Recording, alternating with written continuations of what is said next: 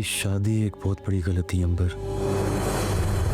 नहीं, मेरे नजदीक वो गलती नहीं थी, बल्कि मेरी खुशनसीबी थी कि आप मुझे मिले।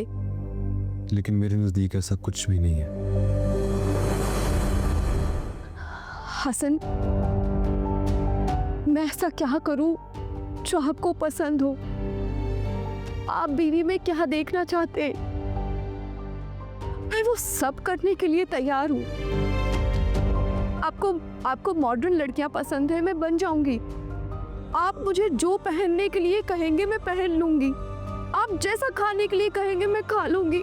आपको कभी शिकायत का मौका नहीं दूंगी। तुम मेरे लिए ये सब कुछ कर सकती हो? हाँ हसन, मैं क्यों नहीं करूंगी? मैं आपकी बीवी हूँ, आपसे मोहब्बत करती हूँ। आप जैसा कहेंगे मैं वैसा करूंगी। तो फिर मेरे लिए अपनी सोच बदल सकती हो अंबर? हाँ, मैं बदल लूंगी। तो फिर ये सोच लो कि दूसरी शादी करना मेरा हक है, कुछ जुर्म नहीं है।